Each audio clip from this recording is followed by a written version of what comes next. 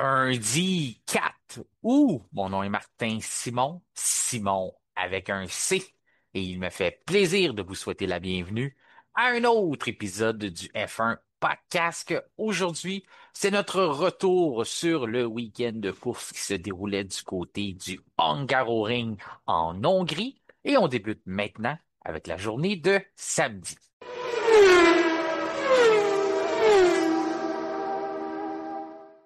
Il est maintenant temps d'aller rejoindre notre collaborateur du lundi. Il est l'auteur du livre La Formule 1 au circuit, Gilles Villeneuve. Vous commencez à bien le connaître là, pour les habitués du F1 Podcast. Il y a déjà, c'est déjà ta deuxième saison, Kevin Fontaine, déjà, hein, déjà deuxième. Déjà, ça passe assez vite. Dans la bonne compagnie, ça passe toujours bien, puis ça passe toujours vite. Ça passe vite, c'est ça. J'étais là, j'ai l'impression, j'ai failli dire trois, mais la première saison, j'étais tout seul. Je faisais ça c'est ennuyeux quand je pense à ça. Hein? J'étais le seul à parler Ouais. des Grands Prix de Formule 1. Il y a des gens qui nous suivent depuis ce temps-là, crois-le ou non, qui se sont pas tannés, Mhm. en fait.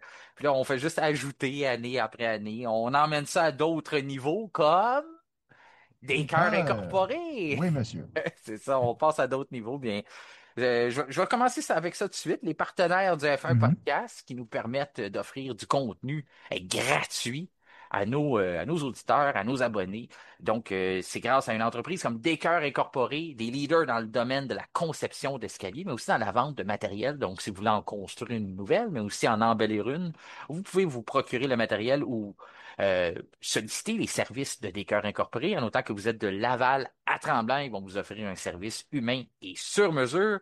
Et d'autres experts aussi, eh bien, c'est ceux de Label Haie, que ce soit pour couper des arbres ou tailler les haies, ou si vous avez besoin des conseils, ils ont un site Internet qui est fabuleux, mais ils ont aussi des capsules sur Facebook, donc je vous invite à les suivre. Ils sont très divertissants. En plus d'être très bons dans Mhm. ce qu'ils font, les professionnels sont drôles à écouter. Donc, Marc Labelle avec ses chroniques, même moi, je les écoute toujours, puis j'apprends des petites affaires, comment entretenir les haies, puis toutes ces choses-là autour de la maison. Donc, la Bellet sont les experts. Si vous voulez avoir leurs coordonnées, autant pour Descoeurs que la Bellet, vous pouvez simplement envoyer un petit message où vous les trouverez assez facilement sur les réseaux sociaux.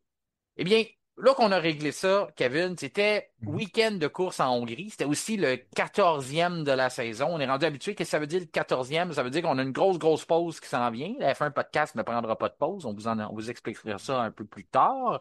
Un qui prendra pas de pause aussi, c'est notre collaborateur Jean-Christophe Trahan. Pour les Oui. gens qui étaient pas, qui n'ont pas encore écouté l'épisode de vendredi, je vous invite à l'écouter, bien sûr, parce qu'on a toujours un beau bloc actualité.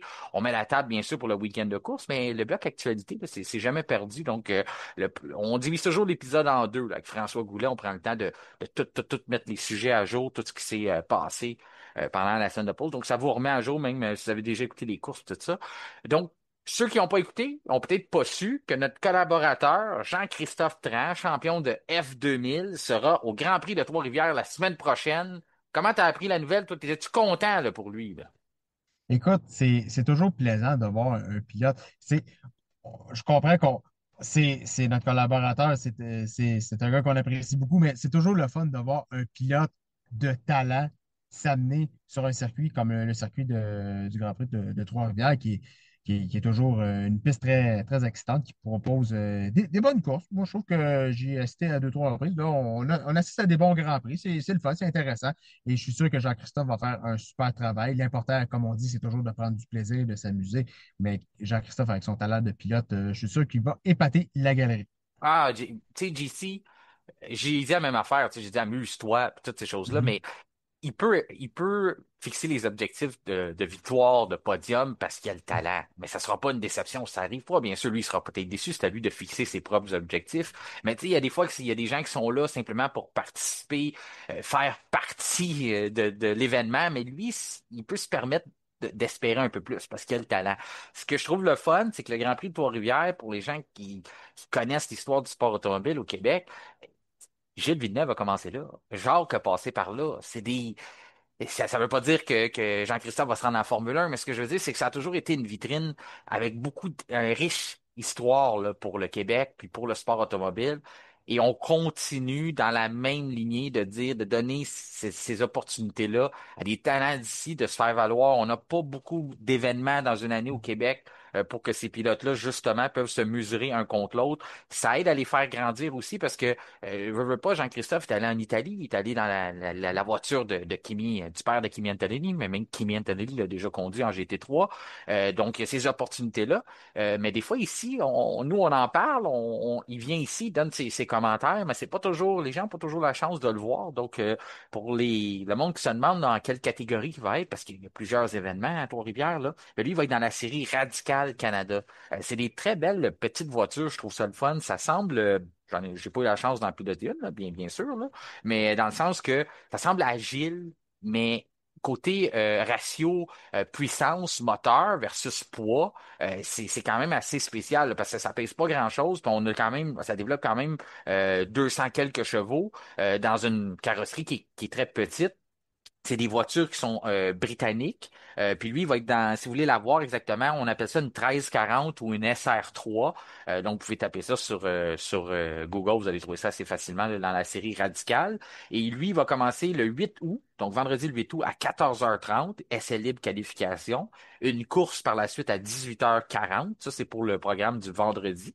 Ensuite, le 9 août, le samedi, dès 9h15 le matin, essai libre qualification. On va devoir se coucher de bonne heure, là, notre GC, pour être prête le lendemain. Puis après ça, la course, ça va être à 17h35. C'est sûr qu'il y a toujours sujet à changement d'événement, du retard ou ces choses-là, la pluie. Mais normalement, au programme, présentement, on est capable de vous dire que c'est là, que c'est prévu. Et ça sera sur les chaînes YouTube du Grand Prix de Trois-Rivières. On essaiera de vous acheminer les liens. Peut-être même quand ça va commencer en direct, le rappeler aux gens. J'essaierai de faire ça, là, d'être à jour là, pour être capable de tenir le monde au courant, puis qu'on manque pas ça, qu'on puisse aller encourager Jean-Christophe, que ce soit sur place, si vous êtes capable d'y aller. Ou sinon, bien sûr, par YouTube, on peut toujours même écrire des commentaires. Après ça, il va le voir. Puis être avec lui là, de façon tu sais, mentale. Là, l'encourager l'encourager à distance, mais le supporter en regardant ça sur YouTube. Donc, j'ai bien hâte, bien hâte de voir Jean-Christophe performer dans ces catégories-là. Puis il y aura d'autres bons pilotes aussi qui vont se mesurer à lui. Toujours le fun là, de voir ça. Oui, c'est ça. En plus, Martin, il y a eu plusieurs grands pilotes qui ont participé là, à ce Grand Prix de Trois-Rivières-là. James Hunt, qui est un champion Formule 1, on s'en rappelle, À dans la les années vue, Ville, 70. justement. Ouais, c'est ça. Oui, c'est ça. Ricardo Patrese, qui a longtemps été recordman du nombre de Grands Prix disputés. Patrick Tambay, proche de Gilles Villeneuve, qui l'a côtoyé au courant de sa carrière, et d'autres grands pilotes des séries, par exemple Bobby Rahal dans la série Kart auparavant. Donc, un Grand Prix qui a connu beaucoup de gros noms au cours de sa longue histoire. C'est toujours intéressant de voir les voitures rouler à Trois-Rivières. Ah oui, puis ça continue, ça se poursuit, c'est ça qui est le fun, Oui, malgré on a eu des coups durs dans la course automobile avec justement oui. les lois anti-tabac et toutes ces choses-là, mais que ces événements-là ont réussi à survivre, se renouveler avec des nouveaux commanditaires, puis on réussi à retrouver des nouvelles opportunités justement pour les pilotes d'ici, mais aussi, comme tu dis, les pilotes internationaux qui viennent ici se mesurer au talent local, puis certains d'autres qui viennent d'ailleurs. Donc, un bel événement, bien hâte à la semaine prochaine. Ça tombe justement pendant qu'il y a un vide côté Formule 1, donc on peut profiter de cette vitrine-là là, du côté des différentes séries. Là, par exemple, avant qu'on tombe dans notre pause, mais nous autres, on va pas en pause, on l'a dit, mais qu'avant que la F1 tombe dans leur pause, on a quelque chose à régler. C'était le week-end de course à Hongrie, week-end de course au Hungaroring. Pour ceux qui m'ont entendu dans ma chronique à CNV, à la radio CNV, une radio numérique, mais aussi disponible sur le AM, à tous les jeudis, dès 8 heures le matin. C'est aussi un rappel sur la chaîne Facebook de CNV Radio. J'ai mentionné que c'est pas mon circuit favori. C'est pas quelque chose que je vois souvent. Les courses sont, tu sais, c'est sinueux, c'est pas évident, les voitures sont grosses. C'est pas toujours des très, très gros grands prix. Par exemple, j'ai dit qu'il fallait quand même le regarder parce que il y a pas toutes les courses méritent d'être regardées. On sait jamais ce qui peut arriver. Mais il y a aussi la qualification. C'est un des endroits où ce que la qualification, un des endroits où la qualification est la plus impressionnante parce que c'est très sinueux. C'est un circuit de go-kart. On l'appelle la petite piste de go-kart de Formule 1. Ensuite, les pilotes, veux pas, c'est très technique, c'est très essoufflant aussi. Fait on s'attendait, en tout cas, du moins, je m'attendais à voir un gros spectacle samedi. Puis j'ai pas été déçu. Je sais pas pour toi, là, Kevin, mais j'ai pas rencontré personne encore. J'ai discuté avec pas mal de monde suite aux séances de qualification, puis il y a personne qui m'a dit qu'il avait été déçu de ça. Non, et surtout que le Hungaroring, Martin, beaucoup le nomment le Monaco sans mur. Oui, Donc, c'est un aussi. circuit qui, Ça. qui est assez tonitruant. c'est un circuit où c'est tout en rythme. Les pilotes n'ont pas de pause. Souvent, dans les tours de qualification, mettons, dans les nouveaux circuits notamment, on a des grandes lignes droites. On a des grandes lignes droites et là, les pilotes peuvent se reposer. Mais en Hongrie, c'est pas le cas. On a seulement la ligne droite des puits. Et après ça, c'est tout. Après ça, c'est tout en mouvement, là. La piste continue, beaucoup de virages sinueux, techniques. Et en plus, parfois, on ajoute la chaleur, l'élément de la chaleur. Et ça, c'est dur pour les pilotes. Là, en fin de semaine, c'était pas trop pire. Là. On a déjà connu beaucoup pire en Hongrie, Martin. Mais on a quand même eu un super spectacle avec une pole position que je ne m'attendais pas. Mais quand même, faut jamais l'oublier parce qu'il est capable de sortir des super chronos. On le sait, il est capable de le faire. C'est Charles Leclerc.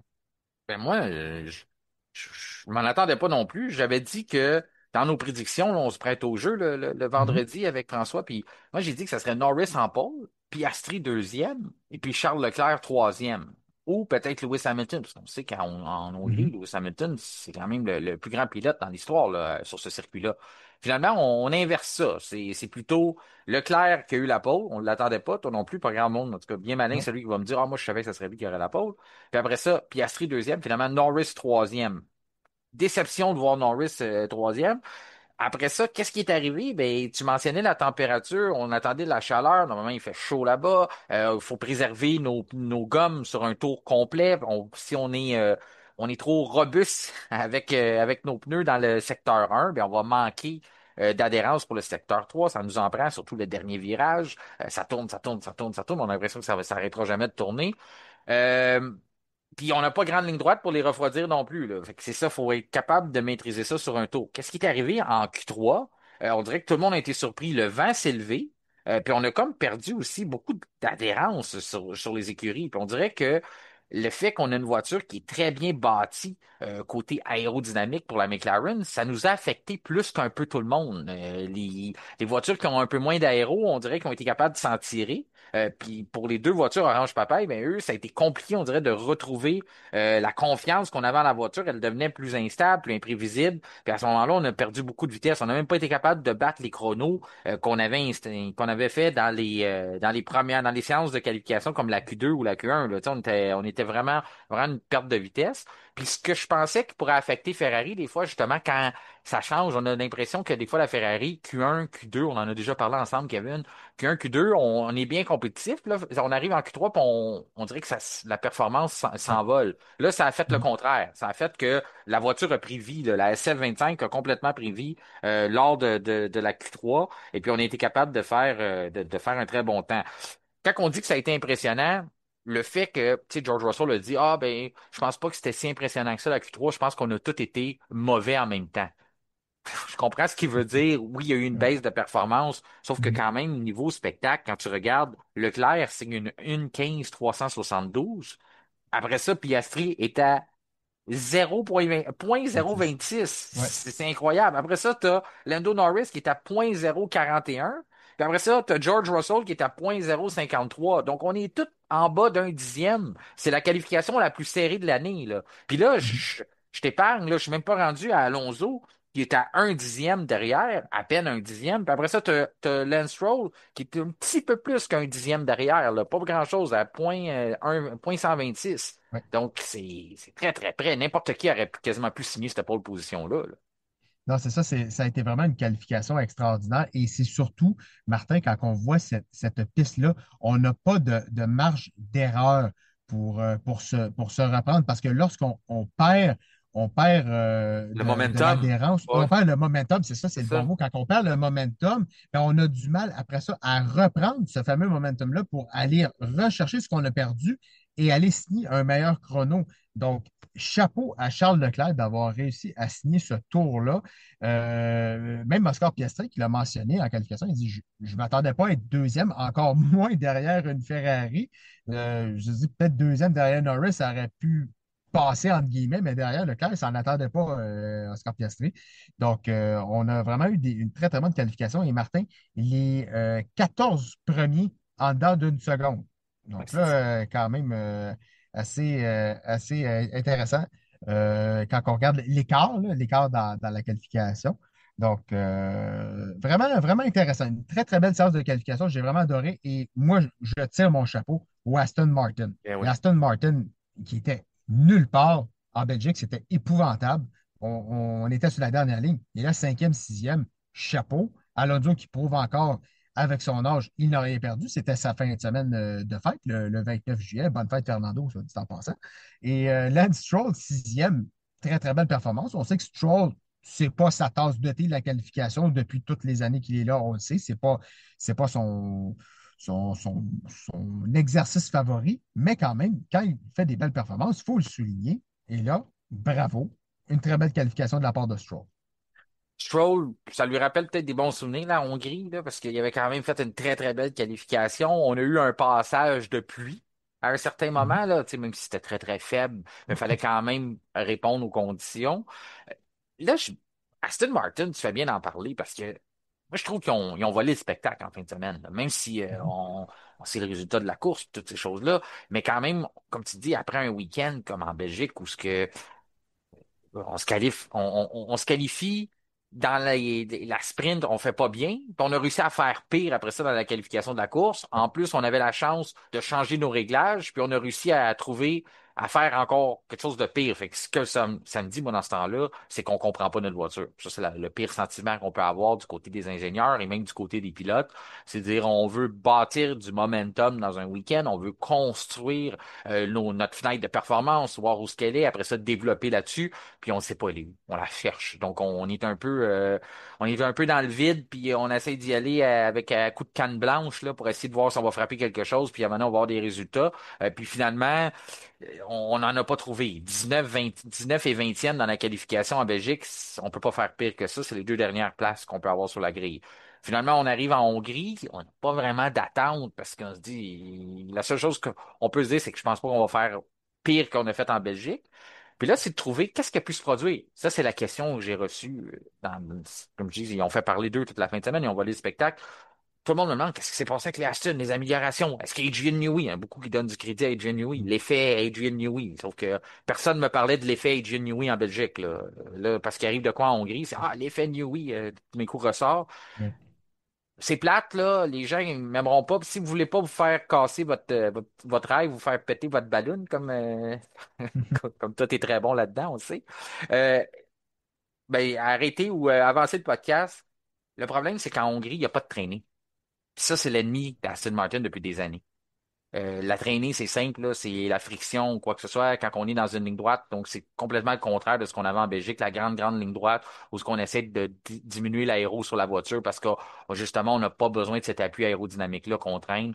On avance, mais ça, on a énormément de difficultés chez Aston à réduire la traînée. Toutes les améliorations qu'on apporte depuis, j'ai envie de dire 3 ans, le lien versus les améliorations, c'est toujours quasiment réduire la traînée, travailler sur la charge, travailler sur l'appui en réduisant la traînée. C'est toujours ça qu'on a.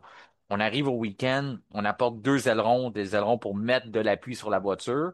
Puis là, finalement, ça performe. Mais je pense pas que c'est simplement les ailerons qui ont fait ça. Je pense que le fait qu'en Hongrie, on n'a pas de ligne droite, le fait que la traînée n'est pas un problème, c'est venu aider les Aston Martin à bien performer.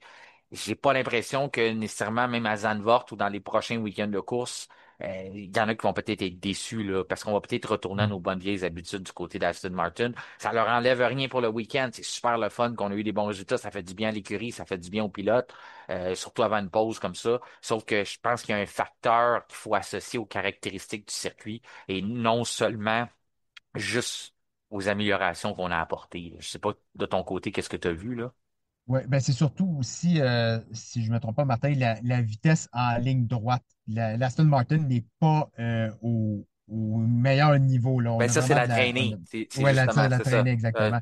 Mais c'est vraiment problématique dans le cas d'Aston Martin. Donc, comme tu l'as mentionné, les caractéristiques du circuit du Hungaroring font en sorte que là, on avait cette chance-là de pouvoir signer des bons chronos, d'espérer une bonne qualification, de ne pas se louper. Ça, c'est très important, Mhm. d'être bien positionné dans le temps des qualifications. Et c'est aussi de profiter des déboires des pilotes qui ont connu des mauvais coups du sort ou des mauvaises performances. On va dire, Lewis Hamilton en a connu une, Antonelli en a connu une. Tsunoda en a connu une, ben ça, malheureusement, on commence à être habitué, là, Ouais. c'est dommage. Mais même Verstappen qualifié derrière les deux Aston Martin. Donc, ça, c'est des positions où on peut réussir à surprendre. On a passé quand même devant d'autres écuries, ça, on s'entend là-dessus. Mais c'est un résultat qui est très intéressant pour la suite d'une course où, comme on l'a mentionné, le positionnement sur la grille euh, en Hongrie est primordial parce qu'on sait à quel point c'est difficile de dépasser. Et ça, c'est tout à l'honneur des pilotes de Fernando Alonso et de Lance Stroll d'avoir positionné leur Aston Martin à cette position-là. On a passé sous le silence, puis il faut pas. George Russell, quand même, dans une Mercedes Encore. quatrième, qui a bien fait Oui. justement les deux McLaren. George qui trouve toujours l'opportunité de bien faire. C'est un circuit normalement que Mercedes répond bien. La Mhm. chaleur, c'est l'ennemi de Mercedes. Le fait qu'il n'y en avait pas, c'est venu les aider. Donc aussi, George Russell a bien fait. Tu le dis, oui, Aston Martin, on saisit nos opportunités. Le fait qu'on n'a pas secteur 1, secteur 3, comme en Belgique, avec des grandes lignes droites, qu'on ça tourne constamment, c'est venu les aider. On a bien fait. On profite du fait justement que on en a arraché du côté de Red Bull, puis je pense que c'est pas peu dire. Oui, Tsunoda, on est habitué à ça, mais de voir Verstappen se retrouver en huitième place, c'est pas quelque chose qu'on voit normalement habituellement, là. Puis on l'a vu dès le vendredi. On n'a pas accroché là-dessus parce que ben, vous comprendrez que normalement, le vendredi, Red Bull est pas très très fort. On s'est une habitude depuis le début de l'année, c'est ça. Le soir, on fait de la simulation, on travaille avec les ingénieurs, puis on trouve des solutions. Puis normalement, le samedi matin, on a affaire à une voiture qui est complètement différente. Puis Max Verstappen, qui tout d'un coup en grande confiance, qui trouve ses repères, qui trouve l'équilibre de la voiture, qui peut commencer à pousser, puis nous montrer l'étendue de son talent. Même François Goulet, vendredi, me disait, moi, je le compterais pas pour battu pour un top 3. Puis je peux pas dire que François était complètement dans le champ, puis il s'est trompé de dire ça, parce que tu peux pas compter pour battu Verstappen. Moi-même, quand il a dit ça, je fais, c'est vrai, je vais peut-être le regretter de pas le mettre dans le top 3, parce que ils nous ont habitués de faire ça. Finalement, c'est jamais venu. On n'a jamais trouvé la fenêtre de performance. La voiture est jamais venue à nous. Vendredi, on avait des difficultés. Tsunoda était même près de Max à un certain moment. Là, d'autres diront, ah, ben, il y a eu les évolutions, maintenant il peut être plus près. Finalement, Red Bull a trouvé, on combattait une voiture, la voiture était craquée, celle de Max. Donc, vendredi, les essais qu'il a fait n'étaient pas vraiment représentatifs. Il a fallu qu'on répare cette voiture-là. Samedi, on n'a jamais été capable de monter ce momentum-là. Donc, j'ai envie de dire que le week-end n'a jamais commencé pour Red Bull. On n'a jamais trouvé ce qu'on avait de besoin pour bâtir. Donc, on était un peu en rattrapage. Puis là, finalement, ça s'est vu dans les qualifications. Pas besoin d'expliquer bien longtemps quand que Gabriel Bortoleto, puis c'est rien enlevé à Bortoleto, qui est dans une stack Sauber, se qualifie devant Max Verstappen c'est parce qu'il y a quelque chose qui cloche. Puis comme je le dis, c'est rien de méchant envers Gabriel Bortoleto, mais c'est un pilote recru qui est à 14 Grands Prix dans sa carrière, puis Max Verstappen a 4 championnats du monde. Ouais, c'est ça, effectivement. Et c'est là aussi, c'est important de souligner, on en a parlé au cours des derniers épisodes, Martin, le, on va y aller avec la recrue de l'année, mais Bortoleto Ah oui. commence sérieusement à mettre son nom là-dessus, là. On le Oui. voit, il prend en confiance, il commence à être de plus en plus présent dans la Q3. Ben, on va dire Q2, Q3. Donc, ça, c'est bon parce qu'auparavant, c'était plus délicat au début de saison. On se faisait éliminer en Q1, c'est un petit peu plus normal. Là, il est sur des circuits qu'il connaît aussi. Donc, il a roulé auparavant. Donc, ça, c'est bon signe. C'est bon pour la confiance parce qu'il a des points de repère et tout. Ce pas les mêmes voitures, bien sûr. Mais quand même, il prend son expérience et c'est toujours flatteur. C'est toujours bon pour le moral de se dire, ben moi, j'ai réussi avec ma kick Sauber de devancer un quadruple champion du monde sur une Red Bull. Ça, c'est sûr, c'est bon pour le moral. C'est un gros boost de confiance. Et dans une écurie qui est en pleine ascension en ce moment, Sauber, là, on ne donnait pas cher au début de la saison. En tout cas, de mon côté, Martin, je ne donnais pas cher à Sauber pour cette saison 2025. Mais Bortoleto, commence à prouver sérieusement qu'il est de la trempe des bons pilotes du futur. Déjà là, oui, mais pour les années à venir, c'est intéressant de voir qu'est-ce qu'il démontre et de voir sa marge de progression qui ne va que s'accentuer aussi.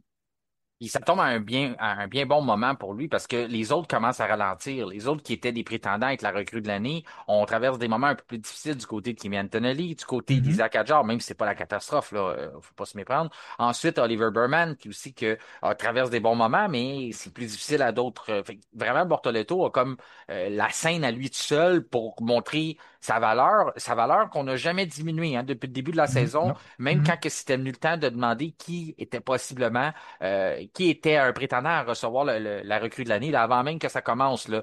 Bien sûr, tu avais nommé Antonelli, j'avais été du côté de Berman, parce que je disais ça va être ça va être plus difficile, mais il est dans une as. Mais j'avais quand même mentionné que Gabriel Bortoleto, c'est un champion de F2000, de F2 plutôt, mais que le problème, c'est que il n'y a pas la voiture pour se prouver, donc il va toujours falloir faire une règle de deux, même si c'est pas évident, mais toujours dire oui, il fait bien, faut évaluer ses performances en tenant compte de la voiture qu'il a. Là, on est rendu qu'on le fait encore parce qu'on dit oui, c'est Ken Stack Saber, sauf qu'on n'est plus obligé.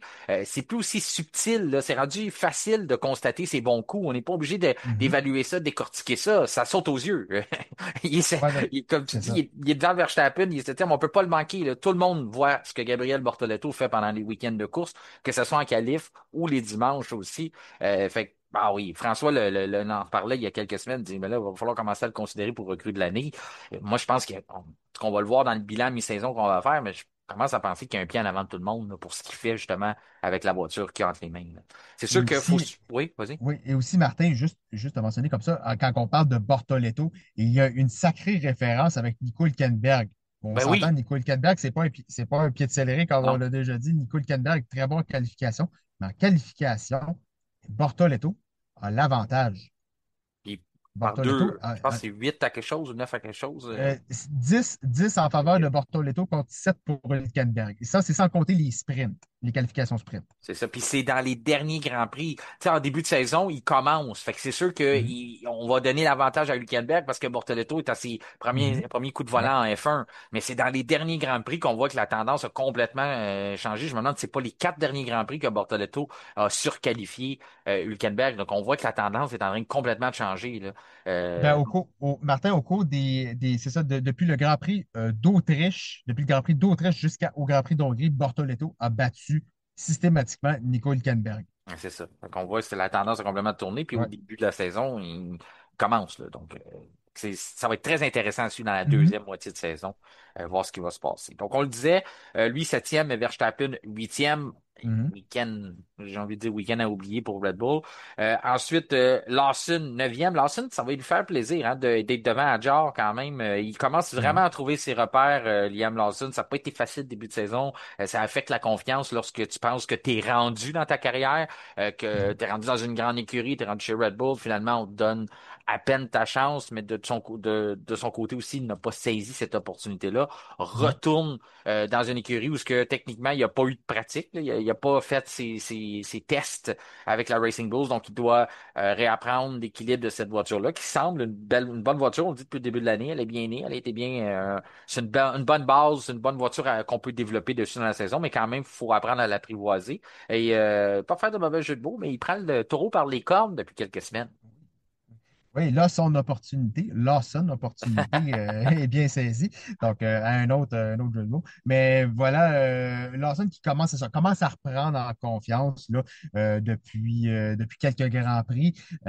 C'est très important parce que Hadjar, bien qu'il soit pilote recru, Martin, ben, c'est pas un client facile. Là. On l'a vu, on le voit à quel point il est très performant, il est très rapide, il s'est montré très véloce, là, Isaac Hadjar, depuis le début du week-end là, en Hongrie.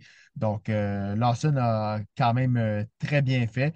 Comme tu l'as dit, c'est bon pour la confiance, pour un pilote qui a connu un début de saison pas facile. Donc, commence à reprendre du poil de la bête. Bravo. Et Hadjar complète le top 10. Donc, une belle qualification encore pour les Racing Bulls du côté de la Hongrie. On parle des recrues. Adjar est là en 10e position. 11e, Oliver Berman, qui s'est rendu à Mhm, nouvelle position. Hein. Ça faisait 4 Grands Prix consécutifs, terminait 11e. mhm, Ça arrive dans les essais libres. 11e aussi. Arrive en qualification, prend la 11e place. Donc, il y a vraiment quelque chose alentour de cette 11e position-là. C'est sûr qu'en F1, la 11, c'est pas très prestigieux parce que t'es à la sortie des points. Sauf que Mm. lorsque tu as un coéquipier, tu sais, on faisait le comparatif Bortoletto-Hülkenberg, mais quand même, Oliver Burman, c'est Ocon, son coéquipier. Esteban Ocon, je Mhm. vais reprendre l'expression que tu as dit, pas un pied de céleri non plus. Non, pas un pied de céleri. Puis très, très serré en qualification également. 9-8 en faveur d'Ocon. Donc, quand même, Berman est capable de nous démontrer des beaux flashs, comme on dit. Donc, il est capable, à certains moments, de tirer le lapin de son chapeau et de prouver que, oui, oui, je suis capable de faire aussi bien que mon coéquipier, qui est un vétéran, qui est pas. On s'entend qu'Ocon, c'est pas le pilote le plus rapide, mais c'est un pilote qui a quand même qui peut avoir une bonne vitesse de pointe lorsque l'occasion se présente. Il est capable de bien performer. Mais Berman, quand même, n'a pas à rougir de sa performance en qualification face à son coéquipier Ocon. Et Martin, là, on va arriver Ouais. Parlant de à lapin d'un une. chapeau, lui, il aimerait bien s'en sortir un. Ah ouais, parce que ça n'a pas été facile. Ouais, Lewis Hamilton, écoute, tu sais, j'ai été sévère avec lui en Belgique parce Oui, que, ben, sévère, j'ai dit les faits, là, dans le fond. oui. Il a eu trois chances de faire ses réglages. Il finit septième, pilote du jour, mais c'est coincé derrière une Williams. En tout cas, c'est pour dire, moi, j'ai pas été ébloui par ce qu'il nous a fait en Belgique. J'ai peut-être été un des seuls, mais j'arrive en Hongrie, puis j'espérais gros pour lui, là. Je pensais même qu'il était capable peut-être d'aller chercher une quatrième position, peut-être même une troisième en qualif. Euh, Est-ce que j'ai été naïf? Je pense pas, parce que c'est le meilleur. C'est le meilleur tous les temps sur ce circuit-là. Mm, Donc, s'il y a une place où ce que Lewis Hamilton, tu sais, je retourne en arrière, écoute, il y a plusieurs mois, même je dirais c'était à la fin de la saison 2024, on parlait de Lewis. Puis tu vas t'en rappeler, Kevin, moi, pour moi, il sera plus champion du monde, Lewis Hamilton. mm, Aujourd'hui, c'est pas une grosse prédiction, là, ça vient évident. Mais la raison qu'il sera, par exemple, je suis conscient qu'il va nous donner des flashs. Il va y avoir des certains moments dans la saison où ce que les gens vont avoir le droit d'espérer qu'il va redevenir champion un jour, de dire, oh, on a retrouvé le Lewis, comme Silverstone l'année dernière, lorsqu'il, mm. sous la pluie, tout d'un coup, il met les bons morceaux ensemble, puis on a l'impression de revoir le Lewis. Il y a des moments comme ça dans la saison où je pense qu'il est capable de le faire. Sur le hangar au ring, pour moi, c'était la place. C'était la place où ce qui pouvait nous donner un vintage Lewis Hamilton, un Ouais. septuple champion du monde, un pilote de talent générationnel. Finalement, il a eu l'air d'un gars au bout du rouleau. Il a eu l'air d'un gars Ah, oui. qui a plus rien dans le réservoir. Puis on est simplement à la, tu sais, on parle de l'épuisement pour les jeunes. Je sais qu'il y a 40 ans, mais ça fait 14 Grands Prix. Il arrive là. Tu sais, des gens m'écrivaient l'année passée, ah, c'est Mercedes qui empêche Lewis, on veut pas le faire gagner, on sait qu'il s'en va. J'ai jamais adhéré à cette école de pensée-là. Tu le sais, Non, Kevin, toi non ouais. plus. Non. Après ça, il y a des gens qui m'écrivaient où on me disait, ah, ben c'est parce qu'il a déjà la tête ailleurs, déjà la tête chez Ferrari. Mais là, il est là chez Ferrari, là. Il a la tête ailleurs. Tu sais, Mhm. il a la tête à quoi, là? La tête. Puis là, le monde, j'ai là des gens qui commencent à me dire, ah, ben c'est surtout 2026. Parce qu'à un moment donné, ça commence à faire beaucoup d'argent pour un gars qui pense toujours au futur. Ça me fait penser à Gunther Steiner puis son écriage. C'était toujours, on construisait pour l'année prochaine, l'année prochaine, l'année prochaine. Finalement, il arrive jamais ce temps-là. On est Mhm. déjà en train de parler de l'année prochaine. Puis oui, si on abolit les fêtes seules, comme c'est vraiment là qu'on s'en va, là, pas des fonds retourne aux fonds plats puis tout, ça se peut qu'on retrouve un semblant de Lewis Hamilton, sauf que ça va toujours rester que dans cette génération de voitures-là, des fêtes seules, il va toujours avoir un goût amer là, qui va nous rester, des toiles à la pâlie, là, parce que 12e sur un circuit où ce qu'il maîtrise mieux que quiconque, Mhm. habituellement. Mhm. Puis même lui, il dit là, à la fin, là, je suis inutile. Ouais. Ça, il va falloir qu'il fasse attention avec ça parce que ça va rester, ça, ces phrases-là. Faut qu'il fasse attention. Je comprends, il veut être honnête, il veut pas, il se cache pas, il essaie pas de trouver des excuses comme il faisait l'année passée. Tu sais, on va quand même lui donner ça, sauf que ça commence à faire beaucoup, là, des grosses déclarations comme ça à la fin des séances de qualification. À longue, tu mets ça bout à bout, l'écurie, l'usine va commencer à y croire, là, qu'il est inutile. C'est ça, et c'est dommage, comme tu as mentionné, Martin, qu'on a investi beaucoup d'argent sur un pilote de la trempe avec le palmarès de Lewis Hamilton pour avoir des résultats comme ça en qualification. Euh, et quand j'ai vu les commentaires à la radio d'Hamilton, mais je me suis dit, c'est pas possible.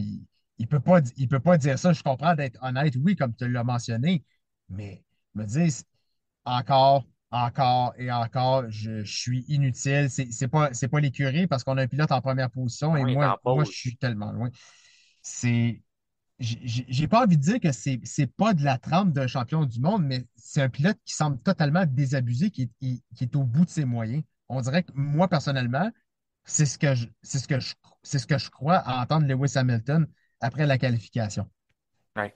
C'est que nous, on le voit de l'extérieur. Mhm. On analyse de loin. Là, tu sais, puis à un moment donné, ça saute aux yeux. Les performances sont pas là. Ce que je veux dire, c'est que moi, en Hongrie, je m'attendais à le voir ressortir. Je m'attendais avec une Ouais. grosse performance suite à la Belgique. Puis là, lui arrive là, puis ça fonctionne pas, puis clairement, il sait pas plus que nous pourquoi Mhm. ça fonctionne pas. Il n'y a pas de raison à nous donner. Puis comme je dis, j'aime mieux ça que me faire compter des menteries. L'année dernière, je trouve pas que c'était honnête quand il essayait de pointer, hein, comme si on jouait dans son dos, on y enlevait des dixièmes, comme s'il y avait un complot pour l'empêcher de gagner. Puis là, finalement, on avait tourné ça du revers de la main du côté de Toto Wolff, puis nous autres aussi, en tout cas, moi, je croyais pas à ça, je me le dis encore. Mais là, cette année, on attend qu'ils nous disent quelque chose. Ah, ben, au début, j'essaie de m'habituer à la voiture. C'est les freins, les réglages. J'ai l'impression, on a dit, ah là, il va prendre les réglages à Charles Leclerc. Charles Leclerc est en pôle, lui, 12e. On dirait qu'il n'y a plus de solution. Puis quand tu n'as plus de solution, normalement, c'est parce que c'est la fin. On a vu avec Sébastien Vettel, à un moment donné, qui semblait désemparé, il peut avoir de solution, puis ces choses-là. Puis même là, j'ai envie de dire, Sébastien Vettel n'a pas tombé aussi bas que ça.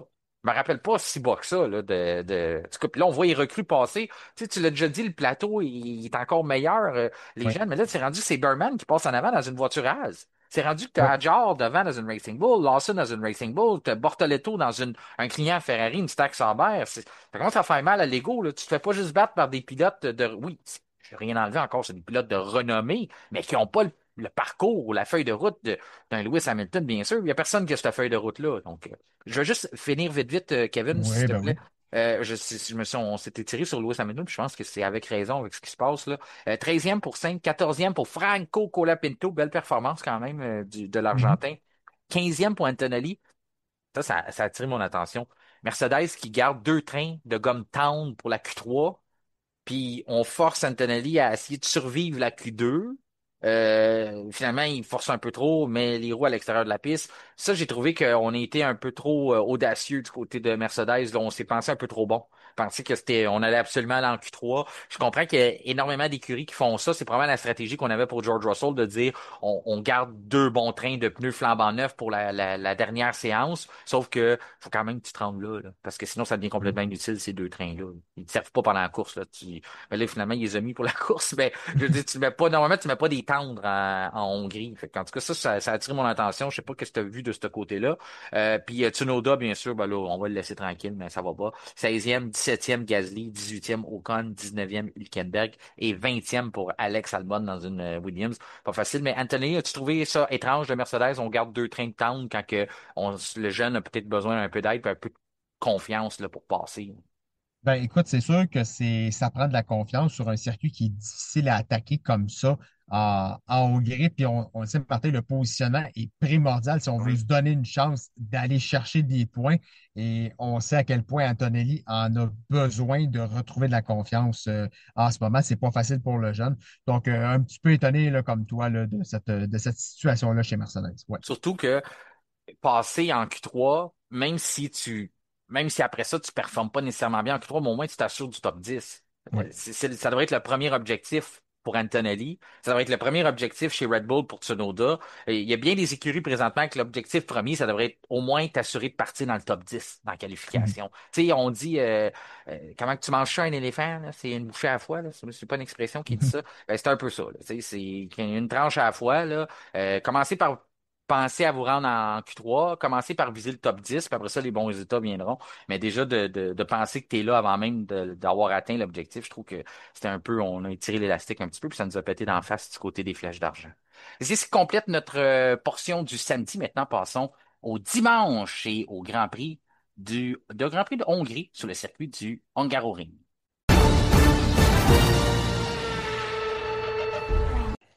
Eh bien oui, c'était dimanche qu'avait lieu déjà la 14e manche du championnat du monde 2025. C'est assez incroyable ça, déjà Kevin, 14 Grands Prix, 14 week-ends de course découlés. Mhm.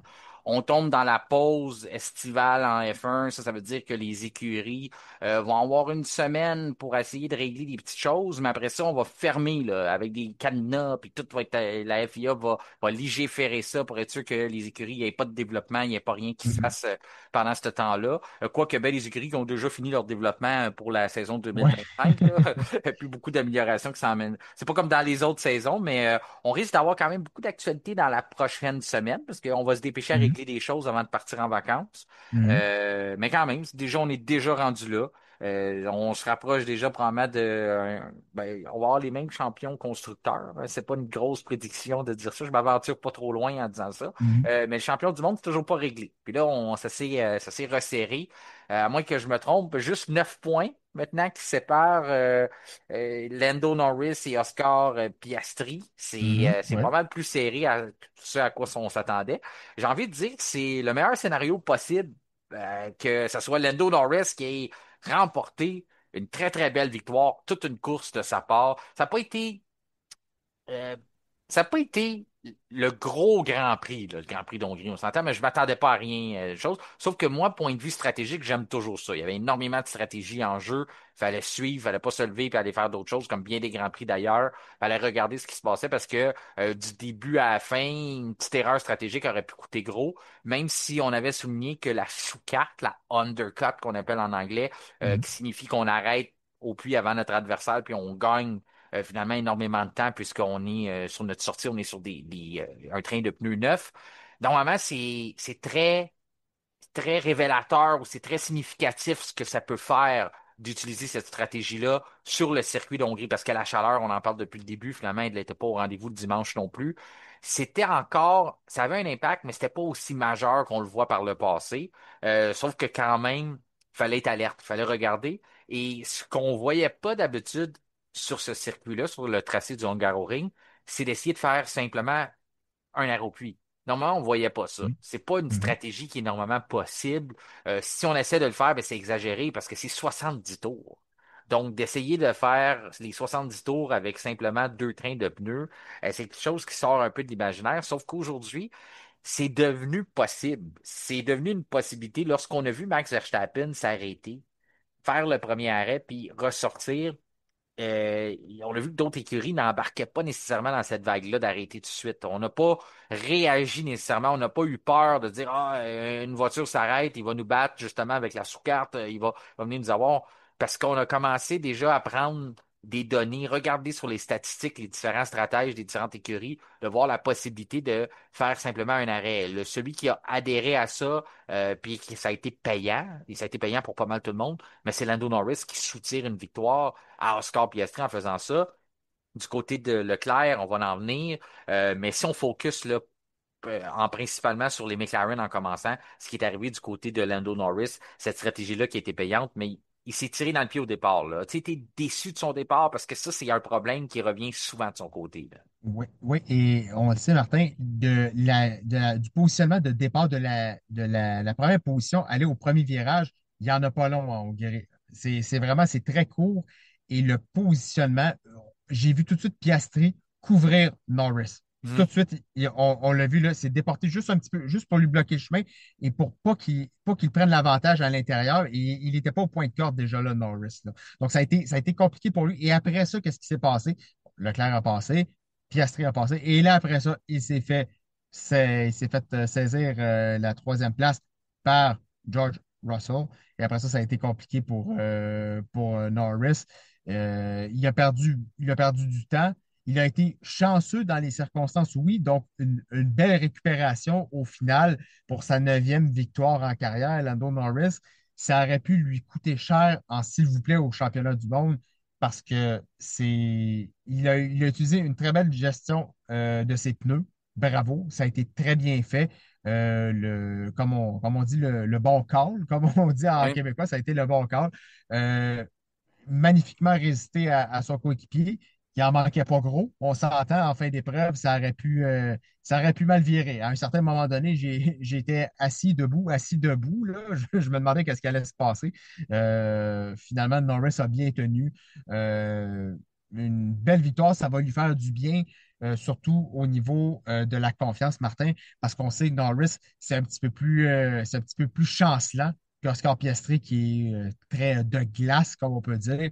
Mais ça, c'est bon pour Norris parce que quand on part avec la pause estivale, c'est important de finir sur une note positive, sur un high, comme on dit, parce que si Norris se devait de finir derrière Oscar Piastri, là, je pense qu'il y aurait eu le moral dans les talons. Et là, au moins, il a fini ça de la bonne façon avec une victoire.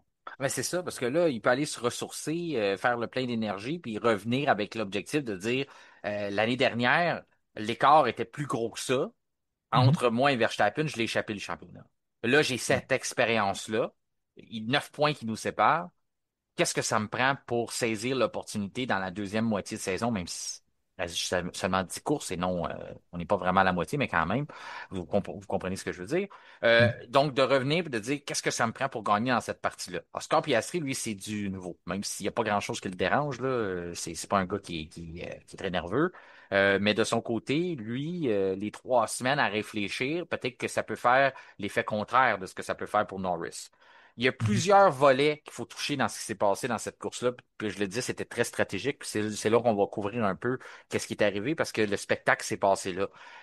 C'est le plus petit écart cette année pour une victoire. Donc, tu te Mhm. mentionnais là, qu'il manquait pas grand-chose. Ben, il manquait même pas 7 dixièmes C'est à ça. Oscar Piastri. Donc, certains disaient 2 tours, peut-être même un tour qui lui manquait pour être capable de passer. Si je focus un peu sur le départ, je trouve que l'élément il y a quelque chose qui m'agace avec McLaren. C'est qu'on dit, ah, ils ont le droit de se battre.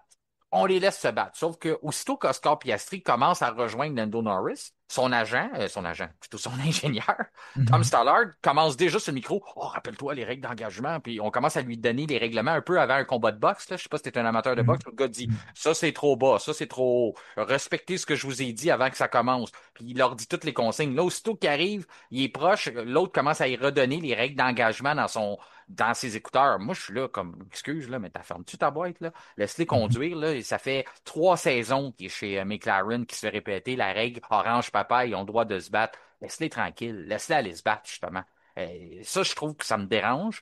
Puis de l'autre côté, à l'envers de la médaille, ça me dérange aussi quand je vois Lando Norris au départ, qui lève le pied complètement sur l'accélérateur parce que il faudrait pas qu'il arrive un petit contact ou qu'il y ait quelque chose qui passe proche de la voiture de son coéquipier. Je comprends la logique derrière ça, sauf que tu te bats pour un championnat du monde. Puis là, à cause de ça, ben là, tu te tombes en mode rattrapage parce qu'à cause que tu lèves le pied, ben les autres ont pas ces consignes-là. Là. George Russell, lui, ses pieds dans le fond, lui, s'en fout. Là. Lui, il est là Ouais. pour gagner. Puis je trouve qu'on enlève ça un peu du côté de l'écurie orange papaye, pour le dire encore, l'écurie McLaren. Je trouve qu'on veut tellement mettre ça au clair qu'ils ont le droit de se battre qu'à un moment donné, c'est comme s'ils n'ont pas le droit de se battre. Je sais pas si tu vois ça de la même façon, mais j'ai l'impression que l'instinct du tueur, on l'enlève un peu. On est en train de castrer nos pilotes. Tiens. C'est un peu plus sévère, mais j'ai l'impression que c'est ça qu'on fait. J'ai l'impression, Martin, c'est mon humble avis, qu'on veut. Là, on a une bonne avance. Chez McLaren, on Mhm. a une bonne avance. On est confortablement en tête du championnat des constructeurs.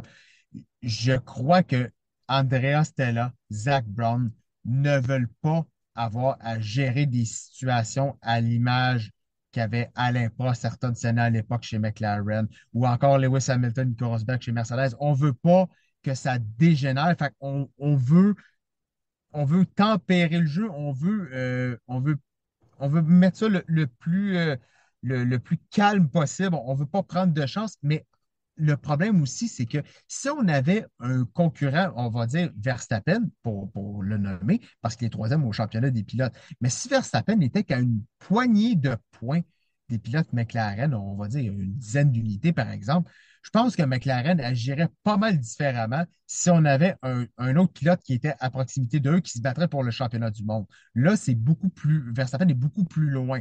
Donc là, on essaie de se dire, comme je dis, c'est vraiment mon humble avis, que on veut tempérer les situations, on ne veut pas créer de zizanie dans l'équipe, on ne veut pas créer de problématiques parce que là, les deux pilotes s'entendent bien. Ça c'est pas un problème. Ça, pour le moment, c'est correct.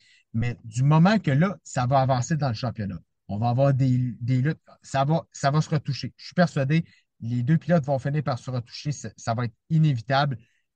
Là, la tension va monter. Là, on va arriver à un paroxysme de tension et là, ça va être au directeur d'écurie de gérer ces situations-là. Donc, c'est pour ça qu'ils veulent y aller tranquillement et tout. Mais je suis d'accord avec toi, laissez-les se battre.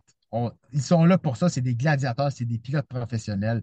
On veut voir du spectacle, on veut voir les meilleurs pilotes en piste. Mais vois-tu, t'as touché un point. Tu disais si Verstappen était à une poignée de points. Je trouve qu'on agit comme s'il l'était. Je comprends qu'on Mhm, veut pas on veut pas réveiller le rêve de nos adversaires. On espère le plus vite possible que tout le monde arrête d'y croire, puis mhm, que ça soit, on n'est pas loin de là, là. Mais je comprends, tu peux jamais compter tes adversaires pour battus complètement. Sauf que on agit encore comme si justement si Verstappen était à quelques victoires de gagner le championnat cette année. Je pense qu'on a réussi à tuer le rêve de tout le monde, là. Autant Leclerc, Verstappen, Russell, il y a plus grand monde là-dedans qui croit qu'ils vont être champions du monde cette année.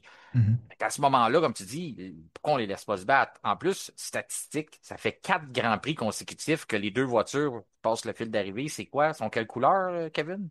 Ouais, ils sont pas mal orange papa. Puis C'est juste la ça. petite statistique, Martin, c'est qu'ils sont à 4 doublés de Mercedes. C'est le 56e doublé de McLaren. Ils sont à 4 doublés de Mercedes. C'est C'est ça. pas rien, là. On connaît la grande période de gloire de Mercedes.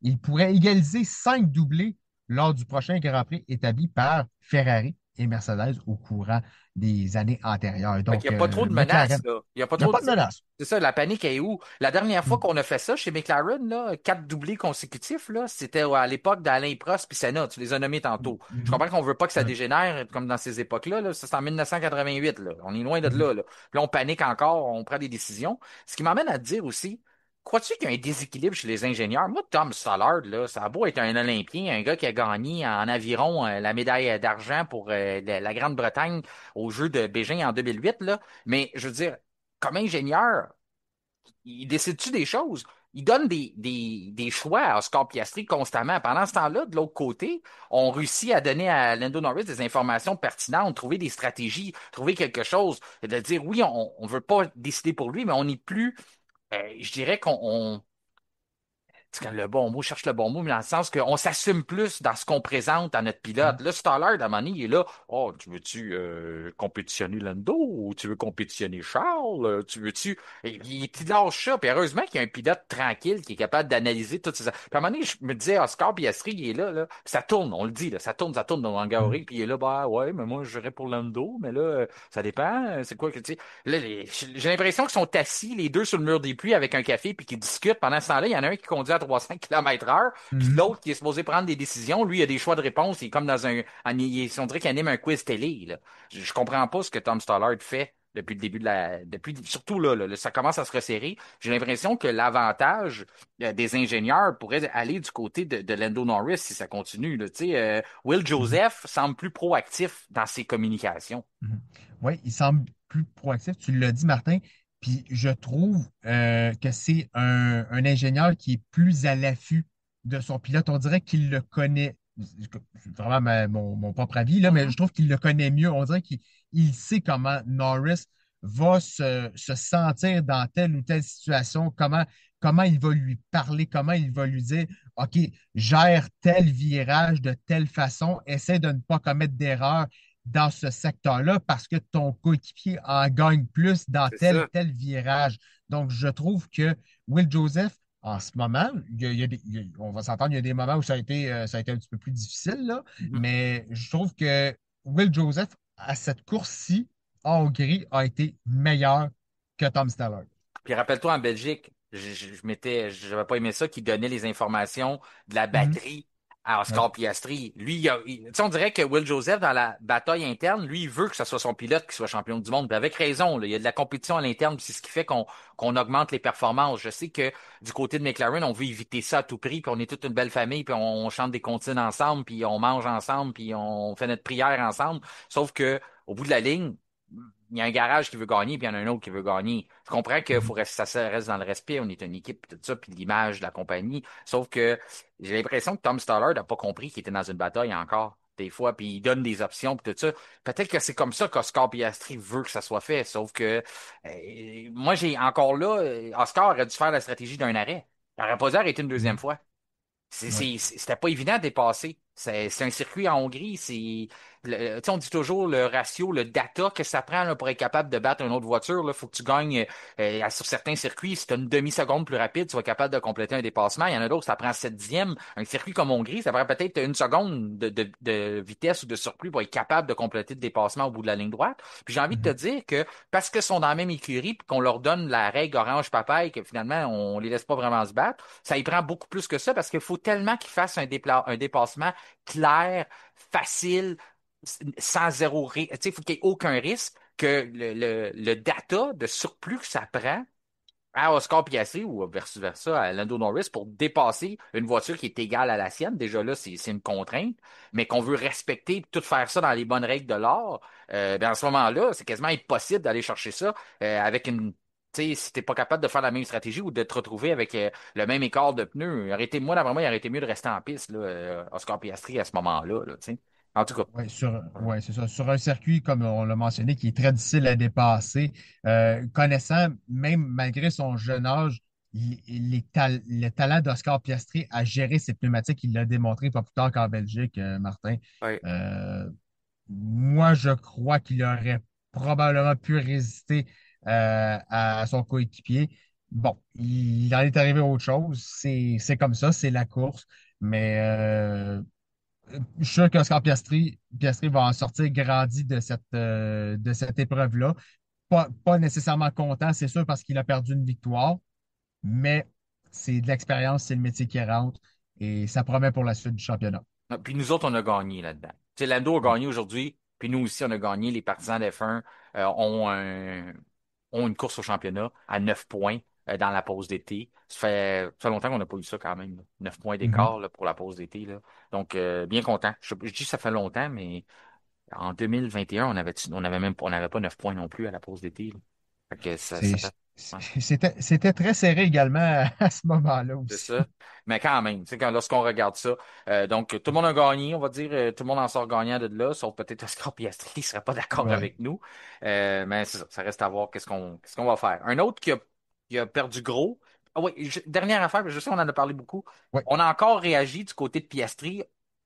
La stratégie qu'on a prise finalement, là, c'est qu'on avait peur de Leclerc. Tu sais, on n'a pas Mhm. encore compris du côté de McLaren, puis je l'ai dit là, il y a quelques semaines et quelques mois de ça, de savoir identifier l'ennemi dans une course. C'était plus Leclerc, l'ennemi, là. Après 30 tours, là, c'était plus Charles Leclerc qu'on compétitionnait, c'était Lando Norris. Puis ça, je pense qu'on l'a mal identifié du côté de Tom Stoddard. Bon, Charles Leclerc, 27e pole en carrière. Statistique qui Mhm. n'est pas reluisante, OK? 27 poles, 8 victoires. Déjà là, c'est pas reluisant. Mais à ses 16 dernières pole positions, seulement une victoire, c'est celle à Monaco chez Ouais. lui en 2024. C'est difficile à concevoir, mais c'est malheureusement la triste réalité. C'est 22 pôles non convertis en victoire, hein. C'est assez délicat pour Leclerc. Puis, écoute, Martin, on voyait dans la course quand Piastri a commencé à revenir sur lui. Et là, il savait, Leclerc, il perdait la course. C'était terminé. Il même Problème de disait, châssis. Problème de oui, c'est ça châssis. exactement. Puis on va à peine sauver le podium. Finalement, il a perdu le podium en plus de ça. Donc, pour un circuit où Ferrari pouvait gagner, pouvait espérer soutirer cette première victoire en Grand Prix. Il y a eu la victoire de Hamilton en sprint, oui, mais la première victoire en Grand Prix de la saison, elle devra attendre encore une fois. Dommage pour Charles parce qu'il avait fait vraiment une très, très belle performance, mais il est arrivé malheureusement à une situation problématique là, pour lui et termine quatrième, malheureusement. À partir du 40e tour. Hmm. Lui, c'était après son deuxième arrêt au puits. Il commence à dire aux radios, ah, c'est une situation qu'on devrait adresser, j'en ai déjà parlé, puis on devrait l'adresser maintenant. Moi, je pense qu'il commençait à dire à son écurie, commence à prendre les données de ce que je te parle, parce que le problème est là, donc analyse ce qui se produit. Finalement, il a dit en entrevue, c'est pas le problème que je pensais, c'est pas le problème que je croyais. Lui, il devait probablement penser que lorsqu'on arrête au puits, qu'on change les pneus, normalement, on va donner un clic à l'aileron avant, on va changer la façon que la voiture va la prendre, parce qu'on n'a pas le même train de pneus, pas la même appui aérodynamique, on bouge l'équilibre de la voiture, donc on travaille là-dessus. Donc, portez attention, là, ça se passe très, très vite, bien sûr, les arrêts au puits, notamment, McLaren a battu le record de la saison, là, c'est aujourd'hui là, avec un arrêt d'1,9. Euh, Ça se passe très, très vite, mais vous allez voir, plus souvent qu'autrement, lorsqu'on change de pneus, lorsqu'on met pas les mêmes gommes, là, comme on passe à médium à dur ou vice-versa, on va voir un des mécanos va donner un petit clic sur l'aileron avant. Moi, j'ai pensé que c'était quelque chose comme ça qu'on n'était pas satisfait. On se dit, ah, tu déséquilibres ma voiture. Probablement qu'il voulait dire, prenez ces données-là en note parce que ce que vous me présentez pour ce type de train de pneus-là, ben, on crée un déséquilibre. Il y a quelque chose qu'on fait mal. Finalement, ça n'a pas rapport à ça. C'est son châssis qui était probablement craqué, fissuré. On va chercher souvent le bac à gravier à un certain endroit sur un Mhm. ring. Est-ce que c'est là qu'on avait frappé à terre? Est-ce que c'est quelque chose qui était déjà à même la voiture puis qui a juste affaibli durant la course? On ne le saura pas. Peut-être qu'on va en savoir un peu plus dans les 3 prochaines semaines. Mais ça pour dire ça, à partir du 40e tour, il devait composer avec ça. Puis là, il avait bien vu là, que probablement un podium devenait impossible. Puis c'est là que Monsieur Opportunité en Formule 1, là, on va le dire, là, parce qu'il y en a un qui Oui. c'est toujours. Même à un moment donné, je me suis dit, s'il faut que les deux McLaren s'accrochent dans les derniers tours, c'est qui va récolter la victoire encore une fois? C'est le bon vieux Ouais, George, le bon vieux George Russell qui était derrière.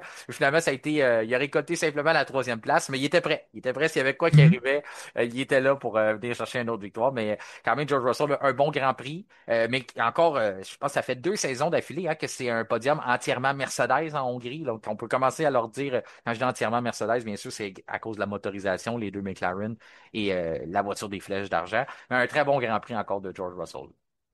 Ouais, George Russell qui réussit encore une fois à soutirer le plus qu'il peut. Et c'est vrai, Martin, pour ce que tu mentionnes, c'était entièrement podium Mercedes l'année passée. C'était Hamilton qui avait terminé sur le podium du côté de la Hongrie Yep. l'année passée. Encore une fois, Russell est capable de. Et j'ai remarqué quelque chose, c'est ça, je veux dire, Martin, dans le duel face à Leclerc, toujours là, prêt à déceler tout faux mouvement, prêt à dire ça mérite une pénalité. Ça, c'est Ouais. pas correct. Ça, faut faire attention à ce type de mouvement-là. Ça, c'est freiner, c'est se décaler dans la zone de freinage. Ça mérite une pénalité. Très, très, très attentif, cherche à avoir à soutirer un avantage, oui, c'est sûr, mais souvent les grands pilotes sont capables de faire ça, sont capables d'exploiter les règlements comme ça, là. Et George Russell, c'est aussi le président de l'Association des pilotes, oui, mais c'est un pilote qui est très intelligent aussi. C'est un pilote qui est très sensé, qui connaît le règlement et qui est capable d'utiliser de la ruse. C'est comme un fin renard, George Russell, qui sait Hmm. comment utiliser les bons mots, les bons termes, utiliser tout ce qu'il faut pour soutirer un avantage. Et c'est ce qu'il a fait aussi dans sa lutte face à Charles Leclerc. Et ben, ça a quand même payé parce que Russell termine sur le podium. Ça peut tomber ses nerfs à bien du monde, là. J'ai vu. Je sais que ça fait pas l'unanimité, mais tu fais bien de le regarder de façon objective, parce que c'est vrai que il veut pas, il prêche pour sa paroisse, comme on dit. Donc, c'est sûr que Mhm, lui, il sait que tout est écouté, il va essayer de vendre la pénalité, il va l'expliquer dans le micro. Puis, il avait raison que c'est rare qu'on voit Charles Leclerc faire des manœuvres comme ça aussi. Est-ce que la première était pire que la deuxième? Bah, à vous de choisir. Je pense que la deuxième était probablement pire, là. Était plus évidente, en tout cas, qui a vraiment tassé, il a bougé sur. Mais on avait affaire, encore une fois, à un pilote qui a des émotions. Il pensait que c'était mhm, un problème qu'il a probablement mentionné dans multiples réunions avec Ferrari, puis qu'on règle pas le problème. Finalement, il voit que ça lui coûte une victoire, que ça lui coûte son podium, il va tout s'enlever vers lui. C'est des êtres humains, les pilotes. Je sais que ça tombe mhm, souvent sur le dos de Max Verstappen parce que c'est celui qui montre le plus d'émotions souvent. Mais ça arrive à d'autres athlètes. Les gars, c'est des passionnés, ils travaillent très fort, ils ont des rythmes cardiaques qui frôlent les 200 pendant plus d'une heure. À un moment donné, les fils vont se toucher. Ça peut arriver comme mhm, ça. On le voit dans le feu de l'action, dans différents sports. Il y a des gestes qui sont parfois répréhensibles, tu sais, qu'on peut vraiment dire ça, c'est inacceptable. C'est sûr que lorsque ça se passe à ces vitesses-là, ben, c'est encore plus vrai. Là, on voit ça pour dire, ah, là, c'était complètement dangereux. Puis j'ai pas écouté Charles là-dessus, mais je suis sûr qu'il est le premier qui va l'avouer que, mais on comprend dans quel état d'esprit qu'il était. Ça excuse pas le geste. Puis de l'autre côté, ben, c'est de mhm, bonne guerre. George Russell, ben, il va lever la main, il dit, hey, il m'a fait ça, il m'a fait ci, il m'a fait ça. Puis il y a eu gain de cause. Finalement, il y a eu pénalité à Charles Leclerc. Puis ce que ça a fait, c'est que Je pense pas que ça aurait pu arriver, mais Charles n'avait aucune chance de retourner dépasser Russell. Il aurait même pu le faire, puis avec les 5 secondes de pénalité, ça aurait été terminé. Puis de l'autre Ouais. côté, à l'envers de la médaille, Charles a bien fait de défendre sa position de façon féroce parce que même s'il prenait un 5 secondes de pénalité, euh, il n'y avait pas de moyen que ça lui coûte cher parce qu'il y avait il y avait l'écart pour le faire. Ce qu'il fallait Ouais. faire attention, par contre, c'est que si on avait décidé de lui donner 10, là, par contre, là, ben, tu sais, Mhm. c'est sûr que 10, je pense, ça aurait été vraiment exagéré, là. Mais quand même, on ne sait jamais des fois sur quel pied danser avec les commissaires. Sauf que, ceci dit, le résultat final, ça revient que Charles Leclerc n'a toujours pas 16 fois consécutif, à part une fois là, dans les 16 dernières pauses qu'il a réussi à récolter une victoire. Un qui est très, très bien fait, puis on, on a discuté, c'était pas évident, puis ça c'est bon signe, ça veut dire qu'il y en avait plusieurs candidats, mais a gagné le pilote des cœurs de la journée, un pilote qui a élevé son niveau, a élevé son jeu, à l'image de notre commanditaire partenaire des cœurs incorporés qui construit des escaliers, qui emmène des Québécois à d'autres niveaux à travers le Québec, là. Pas juste de Laval à Tremblant, vous pouvez communiquer avec eux. Oui, pour se déplacer, c'est Laval-Tremblant, mais pour avoir leur expertise ou acheter du matériel à travers tout le Québec. Donc, Fernando Alonso, 44 ans, tu le disais, célèbre son anniversaire, arrive avec des problèmes de dos. Oui, les effets Mhm. pervers d'un week-end sprint où ce qu'on rajoute 100 kilomètres à bord des voitures, c'est pas évident de se remettre de ça pour n'importe quel pilote, encore moins quand tu es rendu à 44 ans, que tu as eu un week-end difficile à bord d'une voiture qui performe pas, qui est probablement inconfortable aussi à ce moment-là. Il arrive pas capable de faire la première séance d'essai libre, laisse sa place de façon préventive. On a bien appris du côté d'Aston Martin de l'erreur qu'on avait fait avec Stroll. On était prêt, on pouvait embarquer Drogovic aux qualifications s'il était arrivé quelque chose, puisqu'il avait fait au moins une séance d'essai libre. Et là, finalement, on arrive dans la course, on a une voiture qui est capable de performer, pas de traîner, on l'a expliqué tantôt. Puis Alonso réussit à terminer cinquième, meilleur résultat de la saison pour Aston Martin, juste avant la pause d'été. Donc, on ramène ça à l'usine, le momentum, du positif. C'est dur de faire plus dans un week-end de course. On sait que c'est Fernando Alonso, c'est un double champion du monde, sauf que on avait besoin de lui, c'est le leader de l'écurie, puis il a bien répondu, donc il est le pilote des cœurs de la fin de semaine, du moins de la course dimanche. Tu es d'accord avec ça, bien sûr, hein? Allons-y, Alonso. Donc, vraiment parfait, Fernando Alonso qui a réussi une course formidable. Et bravo à lui de s'être bien remis de cette douleur-là, parce que comme on dit en plus, c'est pas évident, comme tu mentionnes, Martin, il a quand même rendu à 44 ans, donc Oui. ça commence à faire effet. Puis sur un circuit comme le Hungaroring, c'est pas évident. C'est vraiment pas évident. Donc, bravo. Il y a eu besoin de bons soins. Donc, ça s'est bien fait. On se remet en santé et tout. Donc, Alonso, qui entame les vacances avec une belle cinquième position devant Bortoleto. Oui. Chapeau, encore une fois, bravo à Gabriel Bortoleto pour ce beau résultat-là. Et Lance Stroll, septième, donc 16 points pour Aston Martin qui fait la très belle opération au championnat des constructeurs aujourd'hui. Martin, ça va leur faire du bien à Aston Martin parce que c'était pas facile. On le dit, hein, c'est pas les candidats qui manquaient, là, parce que Alonso, c'est de où qu'il part dans la fin de semaine. On sait, il arrive deux en deux, comme je le disais, week-end sprint, mal Ouais. au dos, finalement, termine cinquième. Bortoleto, ben, il aurait pu encore une fois, là, il est rendu un habitué du pilote des cœurs ou du pilote du jour, aurait pu aussi avoir ce titre-là. Ensuite, Lance Stroll, tu le mentionnes, oui, même s'il a perdu des places au départ, quand même, il avait besoin de bons résultats. Lance Stroll, c'était pas si facile que ça depuis le début de la saison. On a eu un bon début, mais après ça, c'est rare là, le positif dans sa saison. Donc, Stroll, septième, encore là, bon résultat. Lawson, huitième, termine devant le Ouais. Red Bull. Oui, on a fait la stratégie un arrêt qui a été très payante Mhm. pour tout le monde. Là, on va en venir, là, on peut en venir tout de suite même parce que le temps file. On a passé beaucoup de temps sur Mhm. McLaren, mais c'est avec raison. Là, c'est quand même la bataille au championnat, puis il y avait beaucoup à dire. Mais du côté de Lawson, très belle performance. Je sais que tu l'aimes beaucoup. Commence à se mettre à l'aise dans la voiture, se mettre à l'aise en Formule 1, s'habitue, puis toutes ces choses-là. Sauf que tu as un gars comme Verstappen dans la Red Bull qui, du côté des ingénieurs, on décide de dire ah, on va faire deux arrêts. Quand tout le monde, la bonne stratégie semble être la première, on s'est trompé, on a arrêté trop tôt. Finalement, il perdait pas vraiment d'écart, là. Il roulait en cinquième position, il gardait son écart de 10 secondes, 9 secondes avec Alonso. Et lui, il dit, ben, j'ai plus vraiment l'adhérence, sauf qu'on décide d'arrêter pareil. On est rendu à une étape où ce que la RB21 est pas capable de faire un arrêt à un endroit où ce que la V-Carb 02 est capable d'en faire deux. D'en faire seulement qu'un, je veux dire. Ouais. Ben, c'est ça. Et en plus de tout ça, j'avais remarqué aussi en fin de course, Verstappen tentait de rejoindre Lawson justement pour la huitième position. Mhm. Et Verstappen n'est jamais parvenu à se rapprocher autant pour tenter une manœuvre de dépassement. Et la seule occasion qui est arrivé le plus proche, il y a eu un travers au premier virage. Ça s'est terminé là. Lawson a pu s'échapper pour la suite. Et ça va faire du bien, juste revenir tranquillement sur Lawson, ça va lui faire Oui. du bien au moral parce que là, il commence à reprendre en confiance. C'est bon en qualification, oui, mais là, ça va être primordial pour lui déjà de conserver son baquet. Je pense il en fait assez bien dernièrement. Il est revenu à 2 points de Hadjar au championnat des pilotes.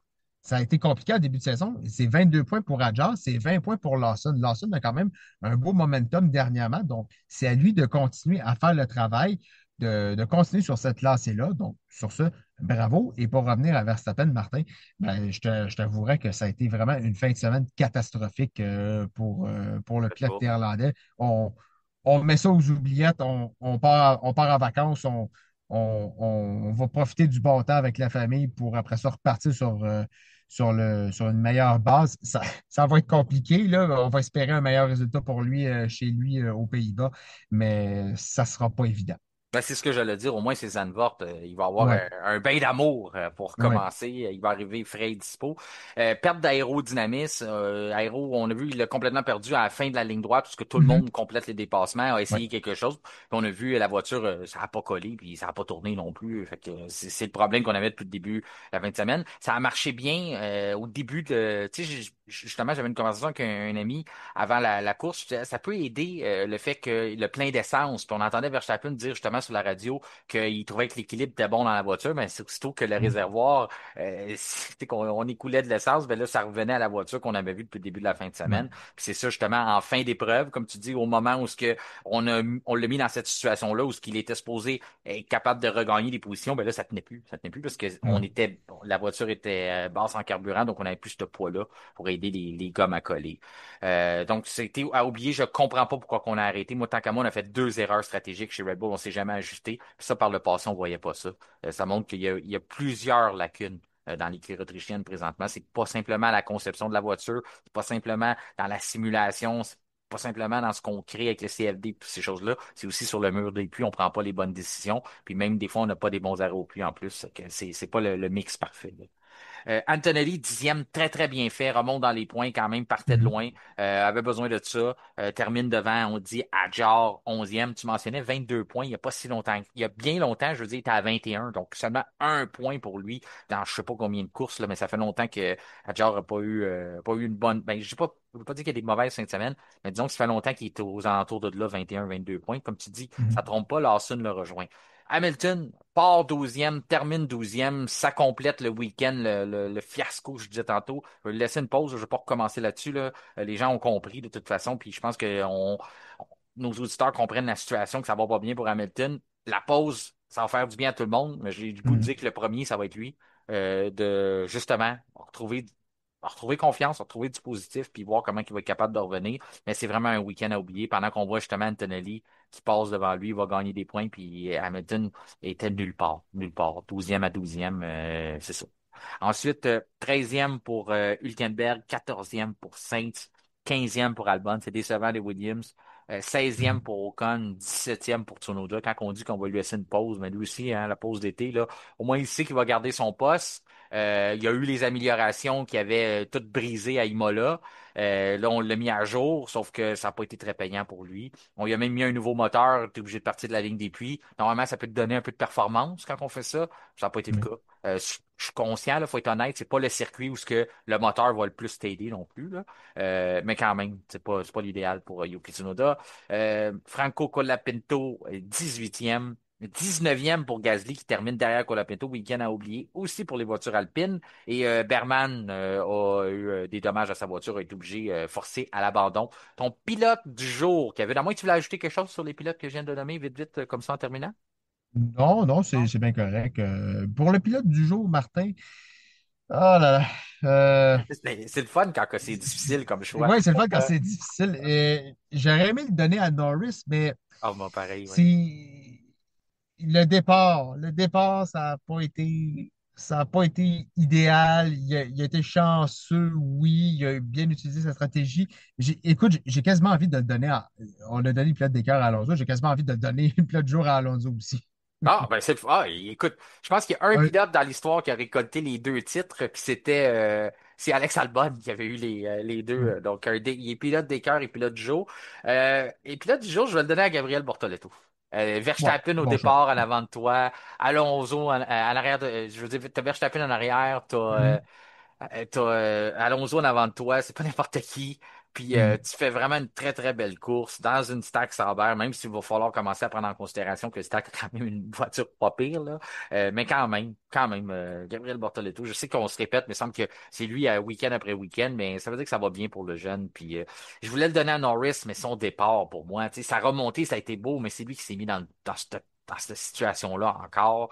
Est-ce qu'il aurait vraiment dû être troisième sur la grille de départ aussi? Ça, c'est un autre dossier, c'était du samedi, mais quand même. Mais je souligne quand même qu'il s'est bien repris. Il se devait de faire mhm, ça, puis ses derniers tours l'exécution était parfaite, là. Donc, il a passé très, très près. C'est juste le départ pour moi que je me dis, j'ai de la misère à lui donner à cause de ça. Mais il n'y a pas de mauvaise réponse en tant que pilote du jour. Puis, mhm, je vous invite, les auditeurs, à participer. Vous pouvez nous laisser ça dans les commentaires, mais on a une place sondage sur Spotify lorsque vous écoutez. Là, vous voyez la petite vignette. Là. Justement, moi, je pensais tellement que Hamilton allait avoir un bon week-end, que vous le voyez sur la page couverture de Lewis Hamilton, tellement que j'étais confiant que la Hongrie serait bon pour lui. Mais sur la petite vignette, vous voyez, vous descendez, il y a une section commentaires. En dessous, c'est sondage. Vous pouvez donner votre opinion aussi sur le pilote Joe. Il y a des choix de réponse. Il va en avoir plusieurs, parce qu'il y a plusieurs candidats possibles.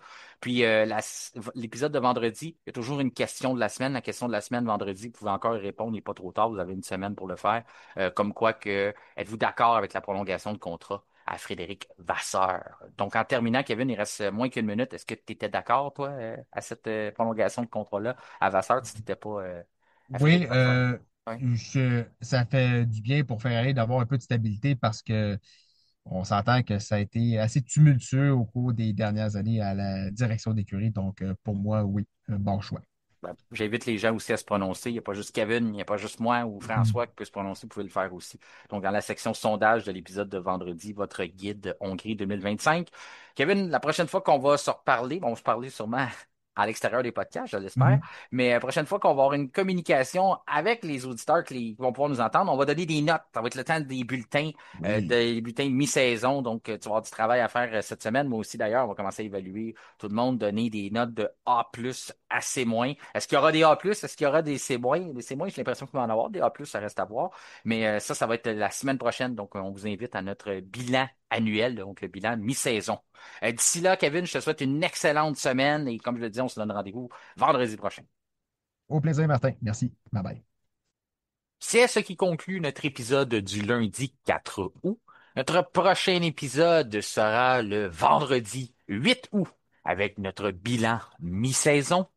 D'ici là, je vous invite à nous suivre et à nous rejoindre sur les différents réseaux sociaux, notamment sur Facebook, X Twitter ainsi que Instagram, et bien sûr à vous abonner sur nos chaînes Spotify ainsi que YouTube et activer la petite cloche. Question de recevoir une notification lors de la publication des nouveaux épisodes. Mon nom est Martin Simon, Simon avec un C. Je vous remercie de faire confiance au F1 Podcast et je vous souhaite une excellente semaine.